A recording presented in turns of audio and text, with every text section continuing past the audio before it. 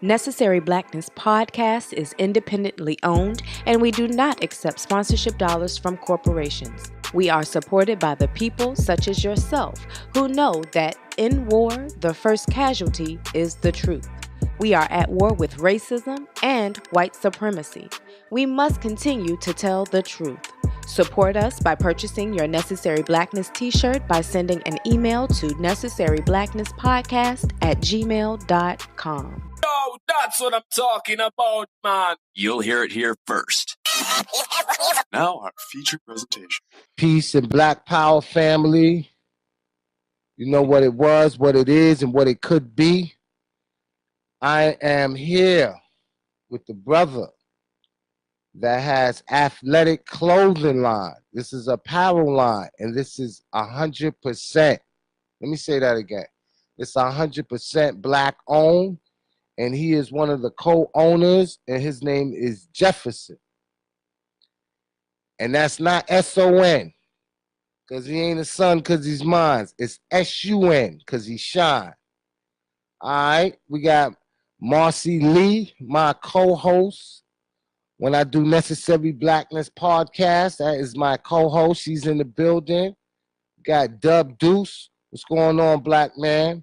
So today, I just wanted to highlight this brother because, as y'all know, last month has been a turbulent month for Black America, in addition to it probably being the worst Black history that many have witnessed.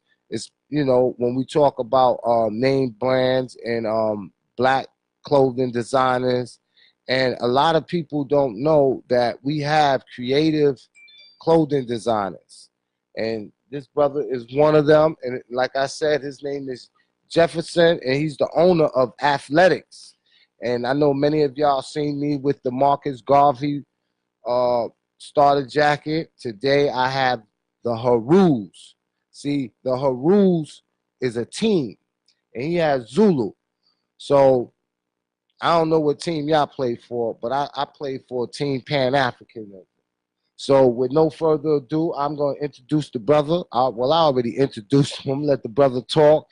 And real quickly, right, tell everybody, how did you conceive this idea, and why was it important for you to have a clothing line that reflects what I like to call our VIP, our values, our interests, and our principles? Well, me and my partner, my partner of 20 years, we just got together. I've been doing little clothing lines, a few clothing lines myself personally. And then me and him just came together, put our heads together, and said, what do we really like, and what do the people need? And we was always sneakerheads. We was always jersey heads. We was always into the sports thing and the sneaker thing.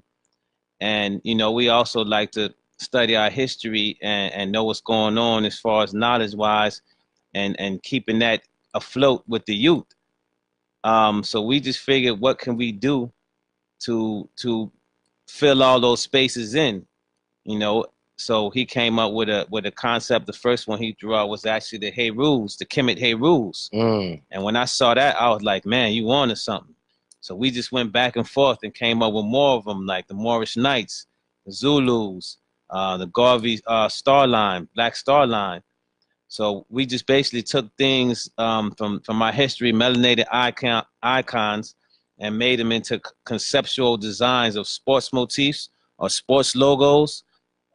So when you look at it, it would almost put you in the same light as a sports team. So we could celebrate our history. And even if you didn't know necessarily what an Olmec native was or the Olmecs were, you might like the colors to match your shoes. Absolutely. Or to match your outfit, or to match your hat. So then we was looking at that aspect of, the youth it could be something that the youth can jump on simply for pure fashion. So we can make it real swagged out and dripping real hard. So when they look at it, they don't even see that it's something historical. But then when they buy it and purchase it, and they're looking at it and reading it and saying, I wonder what Zulus are. I wonder what the Zulus are. Then they can research it. They can Google it. And see that Shaka Zulu was a warrior in South Africa, in the region of South Africa. You know, he fought back the British, and you know, he never got colonized. Now go watch the movie. You know, so that's the type of thing that we was looking for when we came up with this.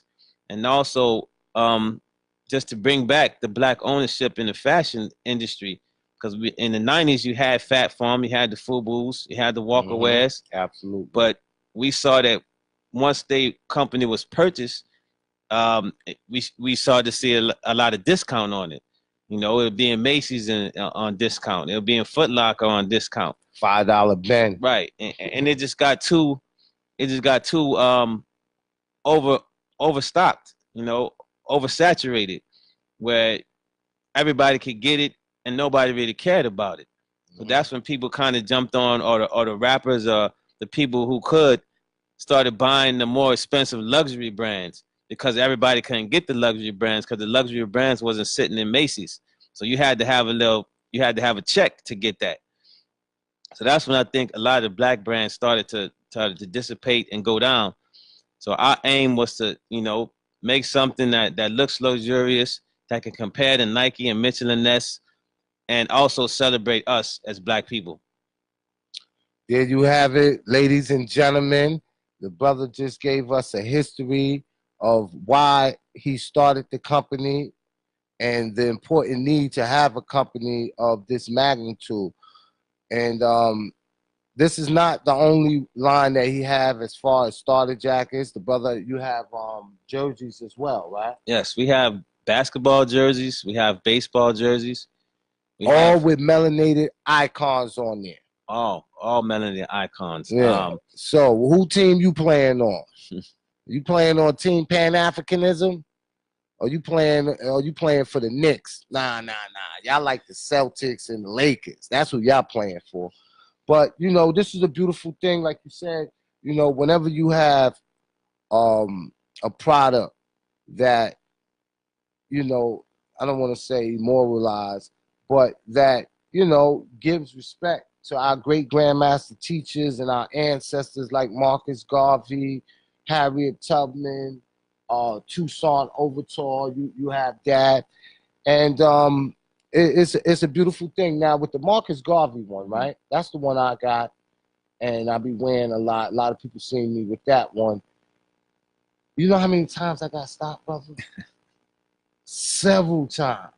You know, I'll be in the supermarket, you know, throughout my travels, I'm walking somewhere, somebody might say, yo, what you know about that Marcus Garvey? You know what I mean? Or they be like, peace, black man, from across the street. You know, so this is something, man, that we need to support, you know, time and time again. It's always, you know, that we don't have our own, you know, this brother, he put it together, and we have to support him, you know. Now, it's always history behind this, you know. Haru, we know that is the story of Jesus. We also know when you look at the movie Superman, it's a lot of elements in that movie that deals with Haru. So they take our history and colonize it, repackage it, and sell it to their own people. Imagine what we can do with the original and authentic history if we spread the word amongst our people. It's each one teach one, and we have to continuously support black people. El Bay on the back. El Bay for the Moors. Toussaint Overture. See that? Revolution. We got the baseball joints. Omac natives. For your aboriginals. The Garvey joint. That's the joint I got. Y'all be seeing me in that.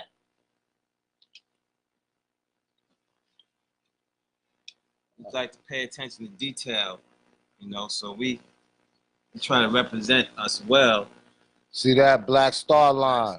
My followers and my people, they ain't balling on no budget. They want to pay the full price. Because someone just, Savoir said, how much for the Garvey jacket? He want to buy the jacket straight out.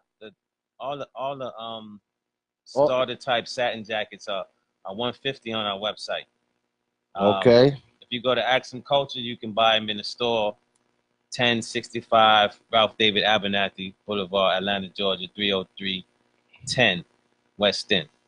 Yeah, so you're in Atlanta, definitely stop by the store. Shout out to Nelijah, very good sister. And, as you say, she helped you by allowing you to put your product in the store. She helped me as well with the DVDs.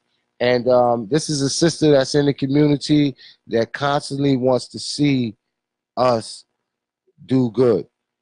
She has something coming up. You want to talk about that, brother? Oh, definitely. So I'm gonna put this flyer in the. Maybe y'all can see it. Maybe y'all can't. But she has a healthy market, opening up healthy market juice bar, which is gonna have black produce from black farmers, local black farmers. We're gonna have products from them. We're gonna have products from other black people in our community. Health and wellness products. We also gonna have healing juices, purifying drinks and detoxes. Healing juices. We're gonna have a vendors market with inside the building. It's gonna house maybe 6 to 10 vendors with different products, jewelry products, healthcare products, crystals, different things like that, clothing. It's probably going to be the main showroom for athletics. It's also going to be an event space. If anybody wants to do classes, if they want to do lectures, if they want to have a party, it's going to be open for all of that. And on this Friday, March 8th, we're going to have Ciroc, the MC. I know y'all familiar with Ciroc. If y'all not, y'all need to get familiar. She got like 12 albums, Goddess MC. One of the illest one of the illest MCs that I've heard in a long time. Absolutely. So it's going to be a pop-up shop this Friday, starting at 7 p.m. Y'all need to check that out. And then the continuation of that, we're going to have Saturday, starting at 12. It'll be an opening celebration where we're going to have vegan chef demos. We're going to have 5 vegan chefs. We're going to have Chef Deuce. We're going to have Chef Adele from Creole Vegan Quest. We're going to have Stephanie Sunshine. We're going to have Chef Vigro from Grass Vegan Eatery. And we're going to have Mbali from Oh So Divine. So those, if people are trying to convert to veganism or even a little curious, but they haven't really crossed that path because they say all of vegan food is bland and they don't know what to cook, those 5 chefs right there will definitely give you some insight on some flavorful, non-meat, plant-based food. And if you come there and observe those 5 demos and you're on the line, they'll definitely push you over to the vegan side or even get you to try out some vegan stuff. Sure. So you won't be so against it as far as like the taste wise. They're gonna put some flavor and some spice on there to enhance your taste buds, to make your taste buds light up. And even on Friday, actually, Ciroc, the MC, is going to show her vegan chef skills. She's going to have food there. So it's going to be a big celebration Friday and Saturday. Athletics is going to be there in the building. We're going to have jackets. We're going to have jerseys. So y'all hear that? Be in the building. Atlanta, if you interested in purchasing one of these luxury brand jackets, make sure you come out to the celebration. So Friday, you're going to have Ciroc in the building, tearing it down. Female MC, hands down. The sister got skills. Saturday is the grand opening. If you're a vegan, you want to become vegan, it's going to be plant-based dripping. You said there's going to be 5 chefs? 5. That's going to be doing demos. So I'm going to be in the building. I'm going to each and every one of them, and I'm sampling the food, and I'm buying a plate. And I'm going to support the local vendors. This is black business. This is black excellence.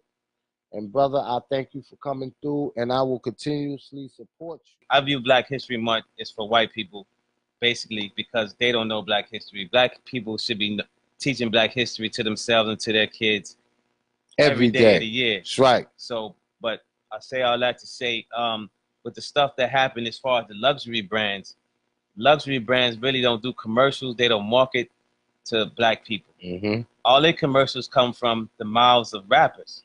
So when the rappers and the people that have money, decide that, hey, I'm cool enough that I don't need to buy Gucci or wear Gucci or Burberry to be cool, when they understand that they have the power within, they shine whatever they have on. I mean, we could see that from the white tea revolution back in the day. That's right. So if you're actually putting on something that's Black owned and it also represents Black people in a positive light, then you're doing nothing but winning.